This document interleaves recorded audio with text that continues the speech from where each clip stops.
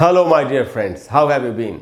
Welcome to learn English online with Krishna. दोस्तों, learn English online with Krishna में आपका स्वागत है। अच्छा दोस्तों, आज हम बात करेंगे पर्सनल प्रोनाउंस की। पर्सनल प्रोनाउंस बहुत ही यूज़फुल है। इनको सीखने से इंग्लिश बोलने या लिखने में गलतियां करने से हम बचते हैं। दोस्तों, पर्सनल प्रोनाउंस किन के लिए यूज़ होते हैं? इंग्लिश में जितने भी नाउन्स हैं उनको अलग अलग पर्सन्स में बांटा गया है। First person, second person, third person. इन्हीं नाउन्स के लिए जो अलग अलग पर्सन्स में बांटे गए हैं, जो प्रोनाउंस यूज़ होते हैं, उन्हीं को पर्सनल प्रोनाउंस कहते हैं। दोस्तों, ये बहुत ही इन्फॉर्मेटिव क्लास है, काफ़ी यूज़फुल क्लास है। आपको एंड तक पूरे वीडियो को ध्यान से देखना चाहिए और हर पर्सनल प्रोनाउन को अच्छी तरह से सीख लेना चाहिए। तो आज जो टॉपिक है दोस्तों हमारा, वो है पर्सनल प्रोनाउंस। और जैसा मैं आपसे बता रहा था कि इस दुनिया में जितने भी नाउन्स हैं, अब दुनिया की जितनी भी चीज़, इस दुनिया में जो कुछ भी हमको दिख रहा है सब नाउन ही है। नाउन क्या होता है दोस्तों? कोई भी आदमी, कोई भी चीज़, कोई भी जगह, सब नाउन है। अच्छा, नाउन के बदले में जो शब्द इस्तेमाल होता है वही प्रोनाउन होता है। हम सभी जानते हैं, बचपन में सीख लेते हैं हम। तो अब जितने भी नाउन्स हैं इनको अलग अलग पर्सन्स में बांटा गया है, जिससे कि हम ठीक तरीके से इंग्लिश में अपनी बात को कह सकें। किसी भाषा की जैसे बनावट होती है, तो इंग्लिश में जितने भी नाउन्स हैं इस दुनिया में, जितने भी लोग हैं, जितनी भी जगह हैं, जितनी भी चीज़ें हैं, इनको अलग अलग पर्सन्स में बांटा गया है। और इन पर्सन्स के लिए जो प्रोनाउंस यूज़ होते हैं उन्हीं को पर्सनल प्रोनाउंस कहते हैं। तो ज़रा एक बार ये समझ लेते हैं कि ये अलग अलग पर्सन्स क्या है। तो दोस्तों, जितने भी नाउन्स हैं उनको 3 पर्सन से बांटा गया है। First person, second person and third person. तो ये फर्स्ट पर्सन क्या होता है, सेकंड पर्सन क्या होता है, थर्ड पर्सन क्या होता है, ज़रा समझ लेते हैं। तो फर्स्ट पर्सन वो होता है दोस्तों, द पर्सन स्पीकिंग, यानी जो बोल रहा है। यानी अगर दो लोग बातचीत कर रहे हैं तो जो बोल रहा हो वही फर्स्ट पर्सन होगा। जैसे मैं अभी आपसे बात कर रहा हूँ, तो मैं अभी बोल रहा हूँ तो मैं फर्स्ट पर्सन हो गया। सेकंड पर्सन कौन होगा दोस्तों? सेकंड पर्सन होता है द पर्सन स्पोकन टू, जिससे बात की जा रही हो। जैसे मैं अभी आपसे बात कर रहा हूँ तो आप सेकंड पर्सन हो गए। और थर्ड पर्सन कौन होता है दोस्तों? द पर्सन स्पोकन अबाउट, जिसके बारे में बात की जा रही हो। जैसे हम कई बार आप अपने किसी फ्रेंड से बात कर रहे होते हैं, तो एक तीसरे फ्रेंड के बारे में बात कर रहे होते हैं कई बार, जो वहाँ नहीं है। मान लेते उसका नाम राहुल है, तो आप करें कि अरे यार, आज राहुल आया नहीं अभी तक, कहाँ चला गया पता नहीं, कहाँ देर हो गई, ज़रा फ़ोन मिलाना, ऐसे हम बात करते हैं। तो जिसके बारे में बात करें वो थर्ड पर्सन। अच्छा, इसमें हमको क्या समझना चाहिए? एक बड़ी बारीक बात है जो हमको इधर से सीखनी चाहिए, वो ये है दोस्तों कि फर्स्ट पर्सन जो बोल रहा है वो कौन हो सकता है?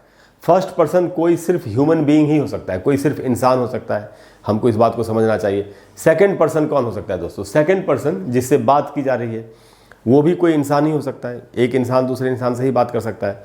लेकिन जब हम थर्ड पर्सन की बात करते हैं, तो जिसके बारे में बात कर रहे हैं हम, तो जिसके बारे में बात करें वो इंसान भी हो सकता है, कोई जगह भी हो सकती है और कोई चीज़ भी हो सकती है। तो third person non living thing भी या नॉन लिविंग बीइंग भी हो सकता है, ये हमको ध्यान रखना चाहिए। तो first person and second person सिर्फ लिविंग बीइंग होगा, उसमें भी सिर्फ ह्यूमन बीइंग होगा। और थर्ड पर्सन लिविंग बीइंग भी हो सकता है, नॉन लिविंग बीइंग भी हो सकता है। अच्छा दोस्तों, हर नाउन सिंगुलर या प्लूरल भी होता है, एक वचन या बहुवचन। तो ये सारे पर्सन सिंगुलर और प्लूरल भी हो सकते हैं। तो हम इसी बात को ध्यान में रखते हुए कि कौन सा पर्सन सिंगुलर है, कौन सा पर्सन प्लूरल है, सबके लिए अलग अलग प्रोनाउंस लगते हैं, यही हम सीखेंगे आज। तो दोस्तों, मैं केस वाइज आपको बताऊंगा कि कोई पर्सनल प्रोनाउन अगर सब्जेक्ट है तो उसका क्या रूप होगा। अगर वो पोजेशन को, अधिकार को दिखा रहा है, मालिकाना हक को दिखा रहा है, तो उसका क्या रूप होता है। और अगर वो ऑब्जेक्ट है, एक्यूजेटिव केस है, तो उसका क्या रूप होगा, ये हम सीखेंगे। तो दोस्तों, 3 केसेस हैं main: nominative case, accusative case and possessive case.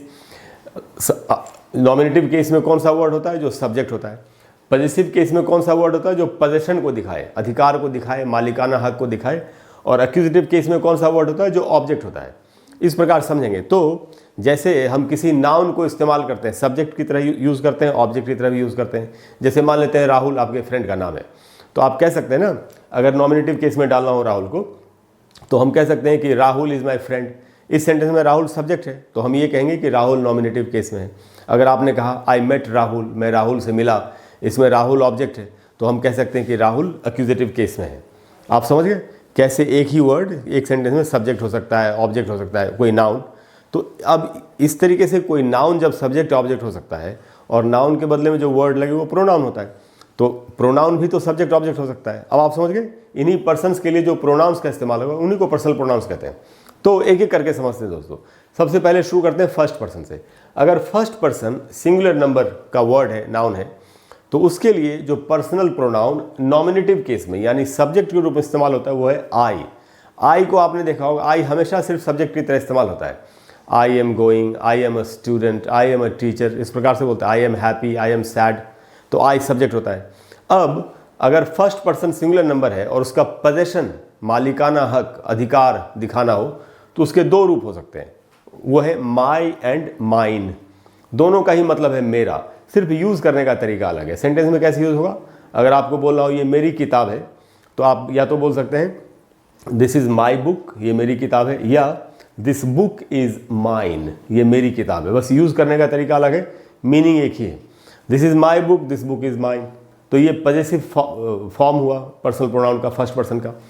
अगर फर्स्ट पर्सन सिंगुलर नंबर में है तो उसका पर्सनल प्रोनाउन अगर एक्यूजेटिव केस में यानी ऑब्जेक्ट के रूप में इस्तेमाल करेंगे तो वो होता है मी। जैसे सेंटेंस में कैसे यूज होगा? ही सॉ मी, उसने मुझे देखा। ही कॉल्ड मी, उसने मुझे फ़ोन किया। यहाँ है दोस्तों, मैं जा रहा था, आई वॉज गोइंग। ये मेरी किताब है, दिस इज़ माई बुक। उसने मुझे देखा, ही सॉ मी। ये सारे रूप जानना कितना ज़रूरी है हमारे लिए, जिससे हम बिल्कुल करेक्ट तरीके से इस्तेमाल कर सकें इनको। अच्छा दोस्तों, ये तो तब थे प्रोनाउंस जब फर्स्ट पर्सन सिंगुलर नंबर था। अगर फर्स्ट पर्सन प्लूरल नंबर है, एक से ज़्यादा है, यानी जो बोल रहा है वो एक से ज़्यादा लोग हैं, कई बार एक से ज़्यादा लोग एक साथ बोलते हैं। जैसे कोई मान लेते हैं कोई मीटिंग हो रही है, कोई सेमिनार हो रहा है, तो कई स्टेज पर या लोगों के सामने 2-3 लोग आते हैं और फिर सब एक साथ अपनी बात को बताते हैं। तो फर्स्ट पर्सन का पर्सनल प्रोनाउन प्लूरल नंबर में अगर हो और तो उसको सब्जेक्ट के रूप में उसका रूप होता है we are going, we are students, we are players, ऐसे यूज़ करेंगे। हम, हिंदी मीनिंग है हम या हम लोग या हम सब। और अगर इसका पोजेशन बनाना हो, अधिकार, हमारा, ये हमारा घर है, ये हमारी कार है, ऐसे बोलते हैं हम, तो हमारा या हमारी के लिए या हमारे के लिए यूज़ होगा दोस्तों आवर एंड आवर्स। यूज़ कैसे करेंगे? बिल्कुल माई और माइन की तरह यूज़ करेंगे। दिस इज़ आवर हाउस, ये हमारा घर है। दिस हाउस इज़ आवर्स, ये हमारा घर है। मीनिंग एक ही है, यूज़ करने का तरीका अलग है। अगर फर्स्ट पर्सन का पर्सनल प्रोनाउन प्लूरल नंबर है, बहुवचन है, एक से ज़्यादा है, और अगर उसको ऑब्जेक्ट की तरह इस्तेमाल करना है एक्यूजेटिव केस में, तो उसका रूप होता है अस। सेंटेंस में कैसे यूज होगा? वो हम लोगों से मिला, ही मेट अस। उसने हमें देखा, ही सॉ अस। तो आप समझ गए। तो जो फर्स्ट पर्सन है हमारा, वो सिंगुलर नंबर में और प्लूरल नंबर में इस प्रकार से अपने रूप को बदलता है। I, my, mine and me, we, our, ours and us. ये था दोस्तों फर्स्ट पर्सन। अब हम आते हैं सेकंड पर्सन पर, जिससे बात की जा रही है। मैं अभी आपसे बात कर रहा हूँ, आप सेकंड पर्सन हो गए। अब सेकंड पर्सन के लिए अगर पर्सनल प्रोनाउन यूज़ करना हो तो इसमें एक थोड़ी सी आसानी हमारे लिए है कि सेकंड पर्सन सिंगुलर और प्लूरल दोनों के लिए एक ही वर्ड है, इसलिए इसमें ज़्यादा दिक्कत नहीं है। फर्स्ट पर्सन में सिंगुलर के लिए अलग वर्ड्स थे, प्लूरल के लिए अलग वर्ड्स थे। सेकंड पर्सन में दोनों के लिए, सिंगुलर और प्लूरल दोनों के लिए एक ही वर्ड से हमारा काम चल जाएगा। तो ये थोड़ा आसान है, याद रखने में आसानी होगी। तो दोस्तों, सेकंड पर्सन का पर्सनल प्रोनाउन अगर सिंगुलर या प्लूरल कोई भी है, अगर वो नॉमिनेटिव केस में यानी अगर वो सब्जेक्ट की तरह इस्तेमाल होगा तो उसका रूप होता है यू। जैसे बोलते हैं ना, you are very good, you are very bad, you are my friend. इन सारे सेंटेंसेस में यू सब्जेक्ट है। अगर तुम या आप, अगर बोलना हो तुम्हारा या आपका, पोजेशन दिखाना हो, पॉजेसिव केस, तो दो वर्ड्स हैं दोस्तों, योर एंड योर्स। कैसे यूज होगा? तुम, ये तुम्हारी किताब है, दिस इज योर बुक, या दिस बुक इज योर्स। तो आप समझिए कैसे यूज करना है। जैसे माई, माइन को यूज किया, आवर, आवर्स को यूज किया, वैसे ही योर एंड योर्स को यूज करेंगे। और अगर यही सेकंड पर्सन का पर्सनल प्रोनाउन सिंगुलर या प्लूरल किसी में भी अगर ऑब्जेक्ट के रूप में सेंटेंस में इस्तेमाल होगा तो उसका रूप यू ही होता है। तो ये कई बार स्टूडेंट सोचते हैं कि सब्जेक्ट भी यू, ऑब्जेक्ट भी यू। अब क्या कर सकते हैं, इंग्लिश ऐसी लैंग्वेज है, जैसी है हमको वैसे ही सीखना पड़ेगा। तो अगर बोलना हो, जैसे हम बोलते हैं आई लव यू, या नाराज होकर बोलते आई हेट यू, तो I will wait for you, I will call you, you and में आ रहा है, ऑब्जेक्ट है। तो सेकंड पर्सन का पर्सनल प्रोनाउन एक्यूजेटिव केस में यानी ऑब्जेक्ट की तरह होता है यू। अब दोस्तों आते हैं थर्ड पर्सन पर। अच्छा, फर्स्ट पर्सन और सेकंड पर्सन आमने सामने होते हैं तो हमको ये पता होता है कि किसका जेंडर क्या है, यानी कौन मैस्कुलिन है, कौन फेमिनिन है। तो उसको मेंशन करने की ज़रूरत नहीं होती, यानी कि हम आमने सामने देख सकते हैं कौन स्त्री है, कौन पुरुष है, उसमें कोई दिक्कत नहीं है। लेकिन जब किसी के बारे में बात करेंगे तो ऑब्वियसली वहाँ पर वो नहीं है, इसलिए उसके बारे में बात कर रहे हैं। तो जिसके बारे में बात करेंगे तब ये बताना ज़रूरी हो जाता है कि उसका जेंडर क्या है, वो लड़का है कि लड़की है कि कोई निर्जीव वस्तु है। इसीलिए थर्ड पर्सन की जब हम बात करेंगे सिंगुलर नंबर तो हम इसमें जेंडर की भी बात करेंगे। तो अगर थर्ड पर्सन हमारा वर्ड है, सिंगुलर नंबर नाउन है, और वो मैस्कुलिन जेंडर में है, यानी कि पुल्लिंग है, पुरुषवाची संज्ञा है अगर, तो उसका नॉमिनेटिव केस सब्जेक्ट के रूप में वर्ड होता है ही। हम बोलते हैं ना, जैसे अगर आपको बोला राहुल इज़ माय फ्रेंड, तो आप बोल सकते हैं ही इज़ माय फ्रेंड, एक ही बात है। तो इसमें राहुल की जगह पर ही का हमने इस्तेमाल किया। क्यों राहुल, क्यों? क्योंकि वो मैस्कुलिन जेंडर पुल्लिंग का वर्ड है। तो दोस्तों थर्ड पर्सन का personal pronoun singular number masculine gender nominative case में सब्जेक्ट के रूप में होता है ही। अगर इसका पोजीशन दिखाना हो, अधिकार दिखाना, तो हम बोलेंगे हिज। ये राहुल की किताब है, दिस इज राहुल्स बुक, को हम बोल सकते हैं दिस इज हिज बुक, अगर हमको प्रोनाउन का इस्तेमाल करना है तो। और अगर इसको हमको ऑब्जेक्ट के रूप में इस्तेमाल करना है, third person singular number masculine gender, अगर हमको ऑब्जेक्ट की तरह इस्तेमाल करना हो, जैसे अगर नाउन का यूज़ करेंगे तो बोलेंगे आई मेट राहुल, मैं राहुल से मिला। अब इस सेंटेंस में आई मेट राहुल में राहुल ऑब्जेक्ट है, अगर मुझे उसकी जगह पर प्रोनाउन का इस्तेमाल करना है तो मैं कहूँगा आई मेट हिम, मैं उससे मिला। तो मैं राहुल से मिला या मैं उससे मिला, एक ही बात है। तो हिम। अब ये था मैस्कुलिन जेंडर के लिए, जिसके बारे में बात कर रहे हैं वो अगर एक है और अगर वो मैस्कुलिन जेंडर है। अब जिसके बारे में बात करें, अगर वो एक है, सिंगुलर नंबर है, और अगर वो फेमिनिन जेंडर है, स्त्रीलिंग है, कोई लड़की या कोई महिला है, तो सब्जेक्ट के रूप में वो बनेगा she is very good, she is my friend, she is a student, she is a teacher, इस प्रकार से आप बोल सकते हैं। तो सब्जेक्ट हो गया।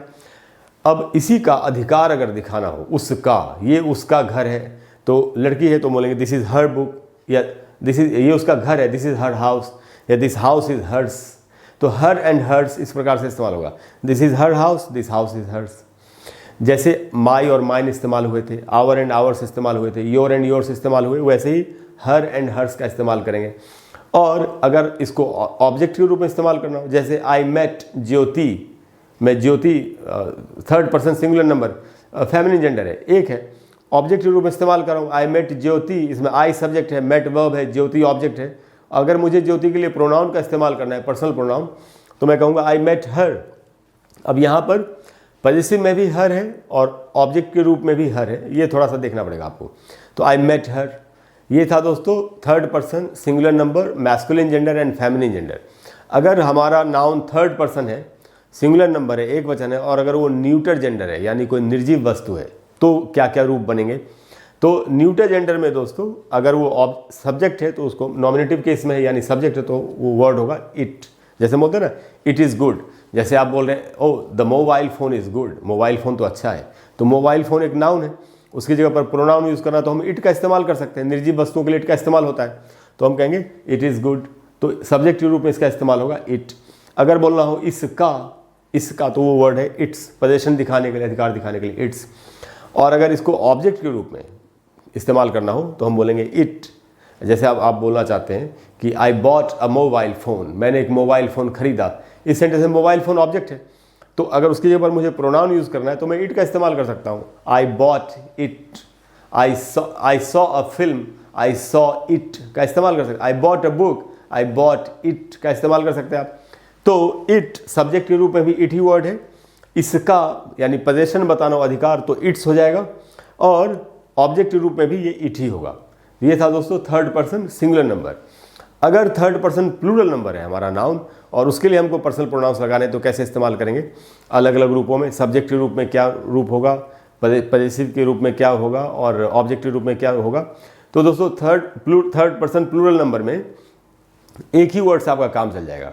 सिंगुलर में तो हमको मैस्कुलिन, फेमिनिन, न्यूटर अलग अलग सीखना पड़ा, लेकिन प्लूरल में ऑल जेंडर्स लिख दिया मैंने यहाँ पर, सारे जेंडर्स के लिए एक ही वर्ड से आपका काम चल जाएगा।